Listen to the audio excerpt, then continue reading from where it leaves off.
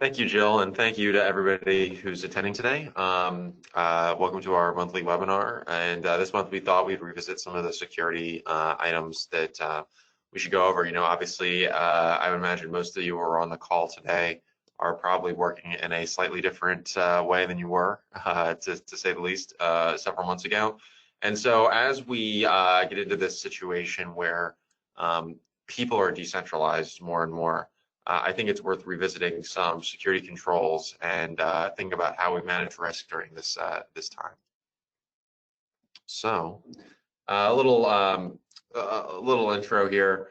One of the themes that we talk about a lot is how the news from 2020 really accelerated a lot of existing technology trends. So there were things that were going to happen anyway, regardless of COVID-19. So first is the rise of bring your own device. So, people have been using mobile devices for a long time, their Android phones, their iPhones. You can even extend this out to smart devices such as, electronic thermostats and things like that, which are bringing more entries to the table and more things we have to protect. There are more attacks that are focused on the user as opposed to technology. So if you think about phishing, which is the most pervasive type of attack that's out there, phishing primarily, while you can infect someone with malware via phishing, one of the most common uses of phishing is to gain information or gain credentials or steal things from the user, getting the user to trip up and let somebody in, as opposed to brute forcing your way in. It's like having somebody unlock the door and welcome you in, as opposed to picking the lock and getting in that way. There's an increased reliance on cloud services and software as a service. So, most of the time for our clients, for a lot of the things they do, you don't need to have a server that sits in your office physically to hold your files or run your database. That might be performed by, even if you needed the Windows server that you were using before, you might run that server out of Microsoft Azure or in an Amazon environment or something like that, as well as software as a service solutions. So you think about things like Salesforce or QuickBooks Online or any number of applications where all the work is done via a browser. And so this was a trend that kept pushing forward anyway. And as you might imagine, people working from home, the using cloud and SaaS really was conducive to that kind of work. There's also the idea of decentralization of work in general, which is the idea of, I was talking to peers and networking groups for managed services providers all over the country, and one of the things people talk about is how sometimes they're finding their best talent not in their geographic location. We're a mid-Atlantic company, but even we have people who work outside of the state of Maryland or Virginia, DC, that general area. So we're having more people work remotely anyway, even before the pandemic. So security and risk management really has to evolve, and our focus must change as the way we work changes. We're not in a situation like it was when I started out of college in 2005, where everybody worked out of a main office and they all connected to three physical servers that existed in a closet central to their office, and then they would use RDP to remote in or something like that. That's increasingly less common, and we have to change our security practice as a result. So today, just for a quick agenda, we're going to talk about multi-factor authentication. I'm a broken record on it, but we should talk about what it is and where it should be applied, as this is becoming a key thing to fight back against people compromising accounts. I'm also going to talk about single sign-on, which is a tool that can streamline authentication, limit risk. So it's, in many ways, it is a productivity tool as it simplifies the login process, but it also can be used as a security tool and a security risk, which we're going to talk about later today. Unified endpoint management. This is a product that allows us to safely deploy and manage devices in the era of bring your own device and the cloud. So as I mentioned before, people are using non-traditional devices, whether it's tablets or smartphones, or also the so-called Internet of Things. So the smart thermostat or the smart fridge, or maybe a scanning device that you use to scan an inventory which has a Wi-Fi connection on it. We need to start using tools that can manage this stuff and monitor this stuff regardless of whether they use, a traditional operating system like Windows or Apple OS X or something like that. We're also going to talk about just briefly some other tools and security controls you should consider. I mean, we could have a discussion all day about the various products that are out there and what security solutions are right for you. That's going to be a very personal discussion. But I want to at least set the table and give you some ideas about things that I would be looking for on a basic level to manage security right now. And then, of course, your Q&A, which is really important. So if there's anything as we go through this, if there are subjects related to security management, risk management, et cetera, when we're working in this new normal environment, please drop it in the chat and we'll make sure we get to it at the end of the session. So multi-factor authentication, or MFA, as nerds like me in the tech industry like to call it. So what MFA is it pairs the username and password combo with a token you have, such as a SMS, which is a text message, an email code, or an app alert, or something like that. Basically, something the username and password, along with something you have, like access to your email or a physical token or whatever. Why is it so important right now? So corporate networks are becoming borderless. We have a situation where, even before COVID, I would work, out of my office in Columbia. I work at my home in Towson, Maryland. But I would also, every 6 to 8 weeks, hop on an airplane and go to conferences or do travel across the country. And so I could be connecting to our environment and accessing sensitive information from an airport or a hotel room or a conference hall or whatever. And it's really important that when Ben Schmerler connects to DPS's corporate network, that we know it's Ben Schmerler doing it and not somebody, who's somehow stolen my password or compromised my account. So MFA is really helpful to do that when people are working anytime, anywhere. The cost of adoption has really gone way down. In the past, there used to be some challenges oftentimes implementing multi-factor authentication with certain applications or certain environments. Perhaps the technology was too expensive, but really, and this was something big with Microsoft last year, they started including MFA as part of their service offerings. The barrier to entry was really much less, and so it became a no-brainer. I think a lot of that has to do with the fact that these technology companies recognize that it's much more costly to deal with the consequences of a security incident than it is to implement MFA and cut off a lot of those attacks before they become serious issues. Passwords are really very crackable, even if they're complex. So either you can use actual tools that will break passwords, you can use, more importantly, you could have bad encryption keys that could be exploited.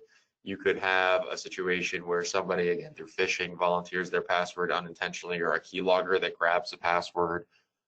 So there's really no guarantee that even your complicated password is 100% secure.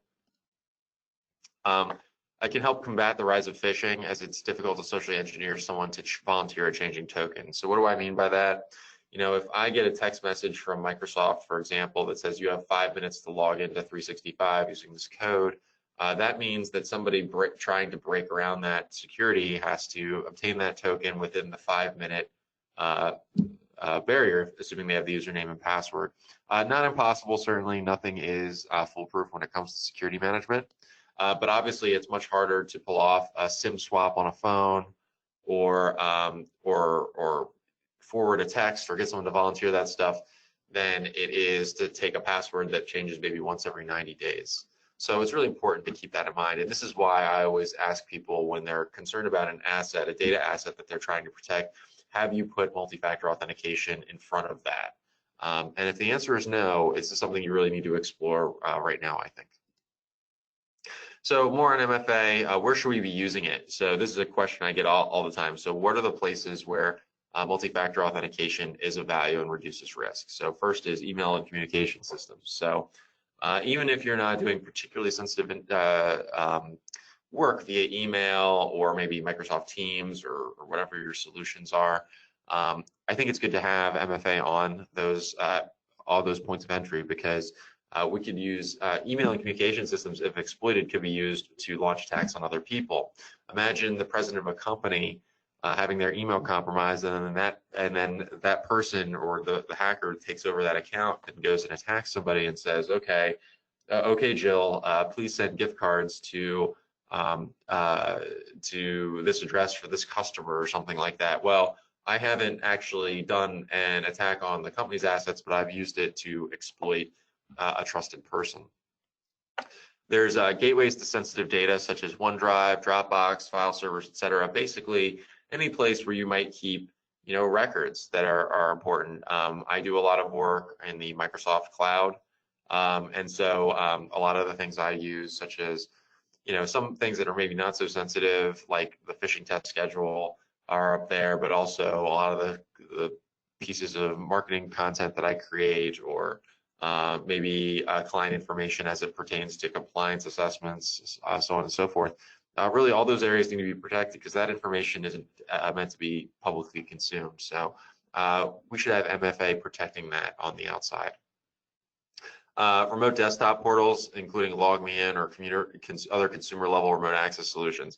I shouldn't be able to, like, let's say for the sake of argument, I don't do this personally, but this is not a totally uncommon thing.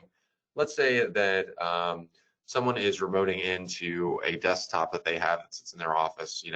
That's how they work. They go from their home device to their desktop to whatever data assets they have.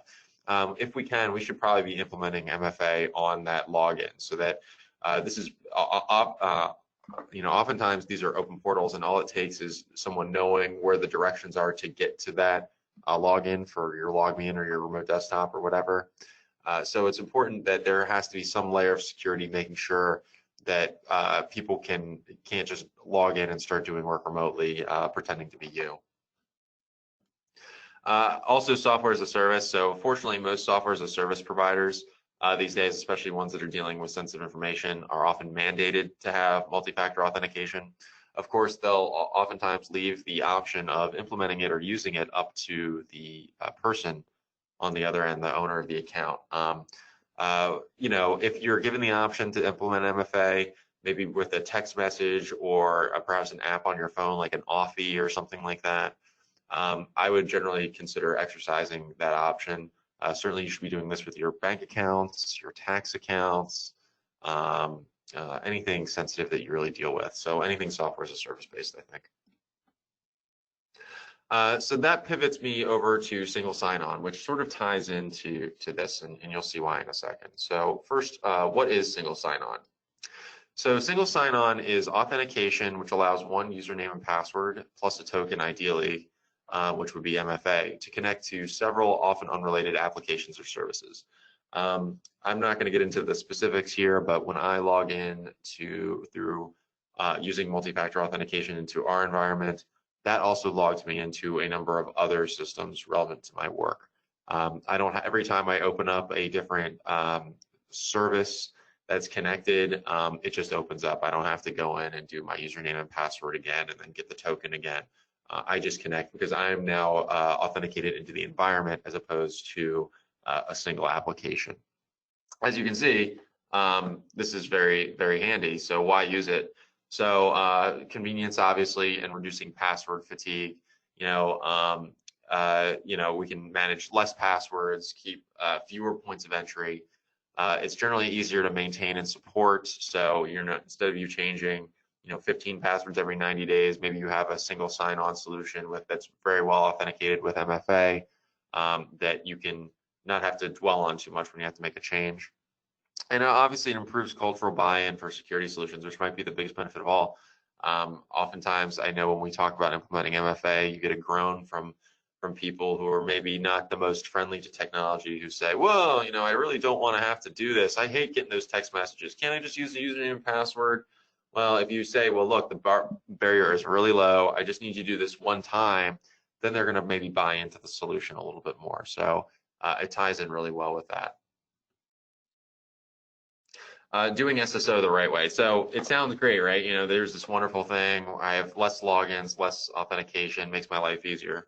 Well, like anything else, you need to do it the right way. We need to be careful.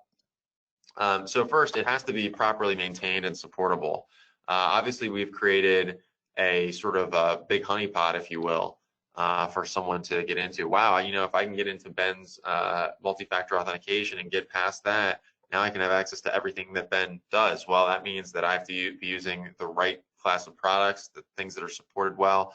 This solution must be audited and tested. There needs to be evaluation to make sure that it's doing the job we want it to do, and all of that. We can't extend SSO too far, so it should really be limited to services that make sense to log in together for, right? So when I use single sign-on, it shouldn't bring me into a bunch of things that I don't have the right to use. It shouldn't bring me into, I shouldn't have my single sign-on for my work stuff tied to my personal Facebook account or my personal LinkedIn account. That doesn't make a lot of sense. We shouldn't have SSO extend to non-business accounts or anything like that. It should really be to an environment as opposed to everything and anything in the world. And it really has to be paired with MFA. You know, if you implement single sign-on, you know, a lot of people do this sometimes where it says when they log into a service, it says log in with Facebook or log into with Google or something like that to a specific, maybe a shop or something like that online. You got to be careful with that, because now if you're not using MFA on that account and that account's compromised, who knows what other sites someone could be logging into using your compromised Google accounts or your compromised Facebook accounts. Unified endpoint management. So what is it? It's an evolution of mobile device management, a central area to manage devices of all types. You know, a lot of people have probably heard of Intune from Microsoft. That is considered one. I think it's, you know, it's really kind of a gray area what qualifies as UEM. There's all sorts of classes of products, but the point is that, you know, in the past we used to have, you know, as users started getting email on their iPhones maybe 10 years ago, we needed something to protect those devices, and that's where MDM fell in. UEM is kind of an extension of that, especially as we move forward. So why is it important? We're moving to a bring your own device world, as well as the Internet of Things, you know, basically everything getting an IP address, everything sharing data with one another. Non-traditional devices that have networking capabilities need support of their own. So we need to know all of the weak points on our network. We don't want the, again, we don't want the thermostat. We don't want the old tablet to be the source of a major cyber attack on our system, because we haven't supported it, we haven't monitored it, we haven't done the things that are necessary to make them secure. If you want to learn more about UEM and how it would apply to you, I would really suggest having a conversation, because it's going to vary based on your environment, but the important thing is to take inventory of it. So other tools and controls we'll talk about today before we get towards the end of our planned content. Phishing testing and security awareness training. So I really think it's important now, especially now that phishing is a big part of how cyber attacks start, that we do things to educate users on phishing as an exercise. When I do phishing testing, and I think perhaps some on the call have worked with me on phishing testing before, I create fake emails, I send them to your team, and I monitor who clicks through and falls for the traps. But what happens over time is that with phishing testing, you tend to see the click rates drop. So it varies. Obviously, it's not a perfect line straight down, but the more people are forced to deal with the idea that these fake emails come and that they have to respond responsibly to them, the better they react in the long term. And you know, an active user base where people care about security, they're looking out for one another, they're communicating, and they're identifying things and not falling for them, lead to serious returns on investment in security and risk. And it's a lot easier, you know, if you think about a puddle on the ground, which is essentially like a phishing attack, it's a lot easier to avoid the puddle than just jump in with your shoes and clean them off later. So I would think about phishing in the same way. I also do, as part of this, and I would recommend it, just general security awareness training, where we talk about other important issues, some of which come up on this call. So talking about defining sensitive information, compliance that the organization needs to meet, general threats out there, defining what malware is, giving people a basic understanding of what kind of attacks are out there and what they need to do. Maybe securing things within their home or protecting their own personal devices. We're not trying to create security engineers. We're trying to create aware people who are careful when they engage with technology, in particular with data assets that belong to the company that the company is responsible for. At the end of the day, if there's a breach with company data and it occurs because somebody didn't know what they were doing or didn't know the right things, that doesn't absolve you from responsibility as an organization. You're going to be held accountable for that. Another thing to consider, especially as we move forward, especially if you're in a compliant area or you have a lot of personal data to protect, maybe you're a big data collection organization as part of your work, and now you have all that data that you're liable for and could be fined or held to account for, is logging and security monitoring. So devices generally produce logs that indicate different transactions, events that occur. And there's log aggregators and security engineers that can take this information, keep them for forensic reasons in the event that they need to be reviewed later, but also use this information to try to identify system attacks as they occur. Obviously, there's a big difference in a ransomware situation, for example, where someone's infected with ransomware, and within 5 minutes there's a response and proactive movement to stop it, versus someone logging in 24 hours later, or maybe the infection happens at 5 and someone logs in the next morning at 9 a.m. and already all of this damage has occurred. Well, there are sophisticated security solutions that can help address this and give you a more proactive approach to security. These aren't always inexpensive solutions. They take a little bit of an investment, but if you have a significant enough risk where a data breach is going to lead to those serious consequences, or if you have a compliance need where you're required to have this stuff, it's worth considering. And I would definitely say, if you're concerned about security at all, it's worth at least having this discussion. Like anything else with security tools, you're not going to do everything, just like you don't do every last thing. Most people don't do every last thing that their doctor says they should do. Nobody's perfect, but we do take sensible steps to manage our risk. Rights management, another important thing. So I was talking about single sign-on earlier. This is just one example where rights management matters, but we need to limit the exposure to ourselves if someone is compromised, or if an insider is going to do something wrong. So, for example, if somebody compromises Jill's account, we don't want them having access to all of our payroll information. And so as such, Jill, as part of her job, doesn't need access to this information. But if we didn't control the rights that she had on the system to limit that role, and then she's compromised, now we've given up more than we've had to. So really important to manage those rights. VPN, I'm not going to dwell too much on VPN as it's a very common thing, but if you have people who are working from different places doing different things, they're using the public internet to transmit sensitive data from point to point. Perhaps there's a need for privacy for certain types of browsing and things like that.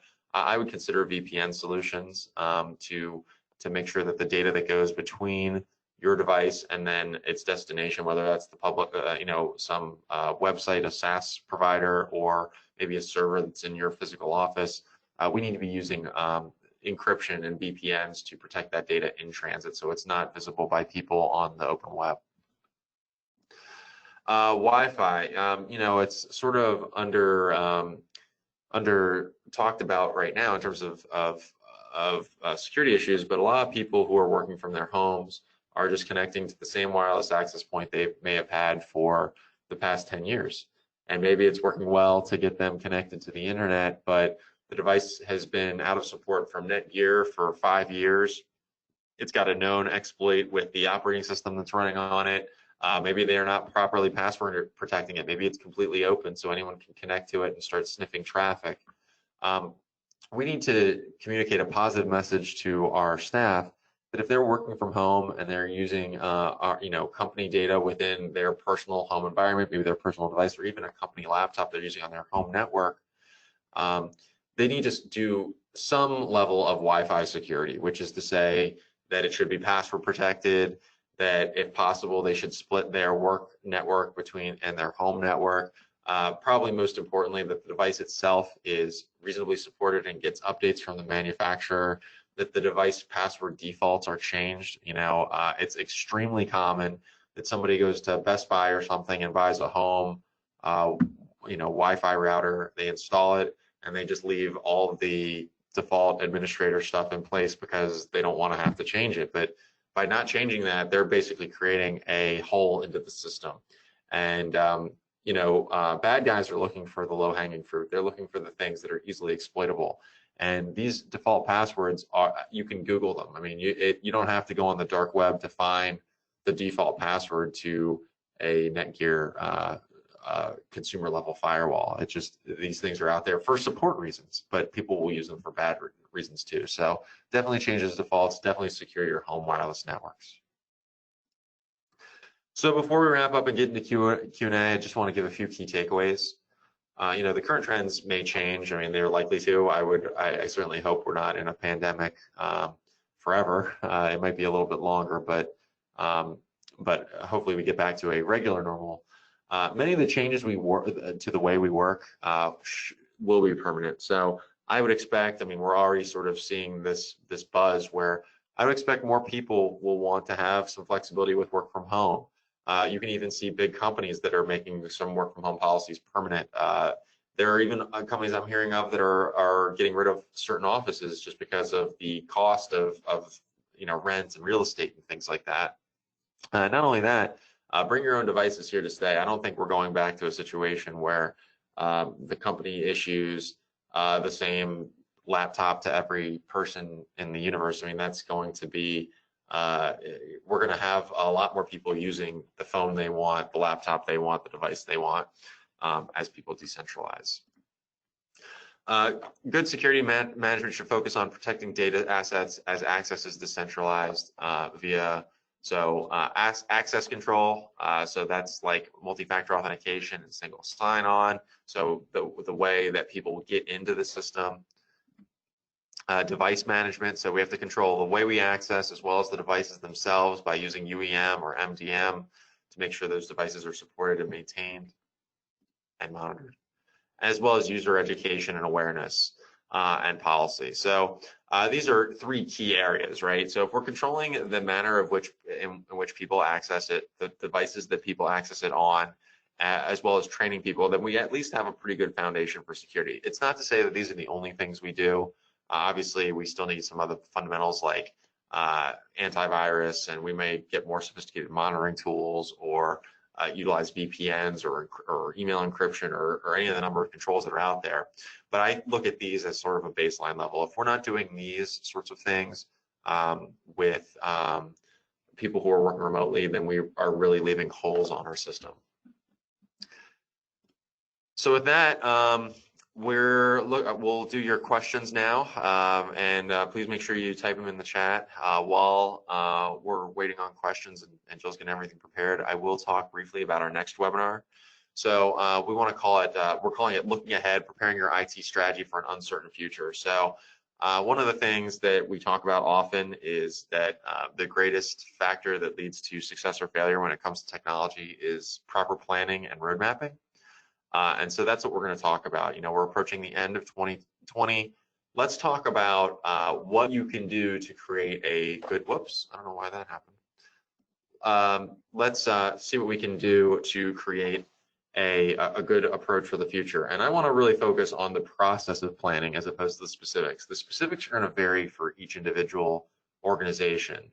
But if you have a good process to meet, to educate yourself, to evaluate whether your system is working well or not, and then adjust that plan as you go, I think you'll find that you'll spend less money, you'll get more return of investment on what you're doing, you'll have less security incidents, and just a happier overall experience and less surprises. The organizations that planned and had good technology planning and road mapping ahead of time, I can't say that COVID was an easy thing to deal with. It's been a challenge for everybody. Nobody really anticipated it. But their pains and their challenges were a lot less than somebody who had their head in the sand. So anyway, with that said, I'm going to pivot to Jill. Jill, what questions do we have? Yes, thanks, Ben. So before I get into the questions, I just want to reiterate that this presentation will be is being recorded and will be shared with all attendees after the event later today. Okay, our first question. Do you have a recommendation on how to present device management to staff in reference to BYOD? Sure. I'm guessing that question is like, how do you tell people that you're touching their devices? And excuse me if I get this wrong, if I'm not interpreting correctly, and please don't hesitate to follow up with me directly if you need anything. But the way I present it, I think we should be pretty matter of fact about it. So starting with the idea that the organization, the company, is liable for data that we hold, whether it is stored on a personal computer, if you allow that kind of thing, or a personal device, a company server, a company device, whatever, right? We are in control of that data. We are liable for it. And now that you've said that you want to connect your personal phone to it, or your tablet, or whatever, we can't just let you have the keys to the palace unless you, why does it keep doing that? My thing keeps closing. We can't let you have the keys to the palace unless you take proper safeguards. You know, it's, you know, I saw a funny meme on the internet this morning. It said, no shirt, no shoes, no mask, no service. And that's kind of the way it is with BYOD and utilizing these solutions. If you want to come into our environment, if you want to start doing our work, you have to have the shirt and shoes and the mask to do this safely. Otherwise, you're putting us at risk. It's the same thing with BYOD. You're bringing in your personal computer into our network. You're going to start connecting to our assets and start doing various data processing or whatever on it. Now you're creating a risk for us, and we need to put some controls on this in order to do this. Otherwise, don't use your personal device with our data, because we're not allowing you to take risks on our behalf. We have to do this in agreement. So I hope I'm getting to the essence of that question. If I missed it at all, please let me know, and I'll be happy to redo it. Okay. Great, thanks, Ben. What file sharing gateway do you recommend? What's the most secure, especially when sharing files with people outside of the company, such as Dropbox, OneDrive, etc.? Yeah, so that's a complicated question. There are a lot of, so there's a difference between, so let me put it this way. I'm already hedging myself. There are many good solutions to provide sort of file gateways, portals, storage places, whatever. You know, we're a Microsoft shop. I use, you know, Microsoft OneDrive and SharePoint and these things, which are really good. You can use very off-the-shelf security solutions, and you can buy subscription bundles for these things that include a number of security solutions in them. And that is very helpful, and it makes things much easier. But it's not just a Microsoft thing. There are other vendors as well. So I mentioned Dropbox, and Box.com is another one. There's so many. I would look at it, I would step back a bit, and I would say, first, what is the data that we're keeping in there? So characterize and define that data. Well, we're keeping company records, or we're keeping personal information on our customers, or we're keeping trade secrets, or we're keeping medical records, or whatever the type of information. We need to classify that first. Then, when we go out to market and we start looking at these products, we have to say, okay, which of these solutions is compliant with this, right? So let's say, for the sake of argument, that I'm carrying medical records which have HIPAA compliance. I can't just throw this on a solution just because the solution says it's secure. I can't just throw this information on a service that may not be complying with the HIPAA guidelines. So that could be a disqualifier right there. I would also, so then once you figure out which ones qualify from a compliance and security perspective, then I would start looking at functionality. So what are we trying to do? What are the things we need to accomplish day to day? Well, we need to be able to access these files from any kind of device. We need to be able to forward these to these authorized third parties. You know, you just have to come up with the, you know, forget about the technology for a second, think about the workflow and what people need to do. And we're basically checking off boxes. We're taking these well-known commercial products, whether they're from Microsoft or Google or Dropbox or whoever, and we're saying, which of these check boxes do they check off from a security perspective, from a workflow perspective, from a compliance perspective, and that's going to lead you to your answer. The good thing about working with a company like Microsoft is 9 times out of 10, whether it is some of their baseline products or maybe their more sophisticated compliance-based or security-based products, you can generally find a fit. Not always. There is no one. I don't like to put a one-size-fits-all solution on this. But the good thing about using a tool like a Microsoft-based cloud solution is it'll integrate with a lot of different things. You can come up with the security solutions. You can know what you're going to pay. You have some faith that the company's going to exist for a while and has a good reputation for this stuff. But it's not an exclusive thing. So again, if you want more specifics on your situation, I think that's maybe an offline conversation where we talk about what you're trying to protect, how you're trying to access it, and we can come up with some specific ideas and start exploring that. But that's the approach I would take to find that product. Okay, great. Next question. Is it better to get multi-factor authentication from a cell phone app or a physical token or something else?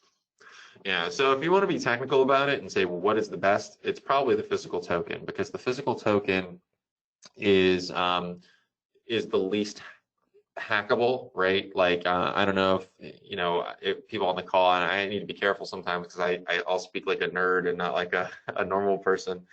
But you've probably seen like the keychains or something, the key fobs that have like a 6-digit code on it that's always changing, like on some little black and white LCD. And the good thing about something like that is that I can't do a SIM swap like I can do with the phone. That device is pretty unique to me. And oftentimes these physical tokens require like a formal registration process. And you'll have to forgive me, there's an acronym for it, but oftentimes if you're working with the federal government, for example, and you need authorization or login to a system, you literally have to do like a paper application and maybe even like fingerprinting or background screening in order to get one of these tokens to log in. That's really hard to break through to, right? Because you've had to jump through all these hoops just to get a physical device that only you own. A cell phone, on the other hand, and spoofing a cell phone number or doing SIM swapping, while not exactly, it's not, it's easier to do than that. I wouldn't call it easy, but it's easier to do than that. So technically, the physical token is the most secure. However, to qualify that, for most organizations and most MFA applications, doing the SMS thing is perfectly acceptable. Getting a text message is perfectly acceptable. It's oftentimes the only plausible solution as well. Sometimes the technology doesn't allow you to go to the most, military grade, highest end security solution, and I wouldn't recommend it. Obviously there are costs associated with it, and we're talking about securing things. We're talking about reducing risks by fractions of a percent, as opposed to much greater amounts by going from just username and password to any kind of token in the first place. So if you're not there yet and you're trying to implement a solution like this, I would start with just putting something in, like a SMS type solution, or a third-party app that installs on your phone. By doing that, you're going way in the right direction and reducing your risk dramatically. And then if that's not enough, then we can go to the next steps. But for most people, that's enough. Okay, great. And then a follow-up question to that is, what happens if I lose the device where I get my token from, like my cell phone? Yeah, that can be a little complicated. If you lose the device, you may have to contact your IT department. It sort of depends on what system you have and how you do it. I'll give you an example. This is a personal example. I had multi-factor authentication on an account with a company called Blizzard that does computer games, and the phone broke, and I had my authenticator on it. Like, I think the phone just like stopped working, and then I had to get a replacement, and I had to contact Blizzard to get back into my account. So I didn't have my authenticator. They asked me I had to take like a picture of my ID, send it to them, do some various checks and things like that. And then they gave me instructions on authenticating. It's going to be something like that. If you lose it, it all depends on your current situation. What's really important, of course, is that if you lose a device, regardless of how we get it back or how we get you connected, what's really important is that you notify your IT department when that stuff happens.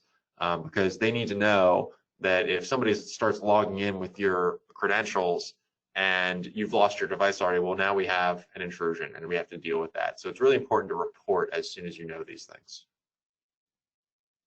Okay, looks like we have one more question. Does SSO create a security risk? It can. So again, like you're sort of, if it's not properly implemented, and I guess that would be the type of thing I would say about almost anything, which is that if it's not properly implemented, maintained, and supported, we are creating risk. The act of making our work anytime, anywhere is creating risk, right? We're allowing people the flexibility to connect, which also allows oftentimes the flexibility for hackers to connect. So before implementing SSO, it needs to be vetted out properly. I mean, fortunately, this is not the type of thing that the layperson is really going to implement. This would be done by a technology professional who can see where SSO can be implemented on your network securely. I just like anything else, you should vet the vendors that you're working with on this stuff to make sure that they know what they're doing. But anything, SSO goes from being a asset to a liability really quick if it's not properly supported. Okay, it looks like all the questions that we have. If you want to go ahead and wrap up. Yeah, well, that was a lot of questions. Thanks everybody for attending. I really appreciate it. GP Solutions really appreciates it, it's not just me. Again, please make sure to register for our next webinar if you would like to learn more. I guess that's probably the day before Thanksgiving. So I hope everybody has a nice, happy Halloween. Nothing too, hopefully only the good kinds of scary stuff happens this Halloween, not the bad kinds of scary stuff. Hopefully it's more Friday the 13th movies and less cyber attacks. So anyway, take care everybody, and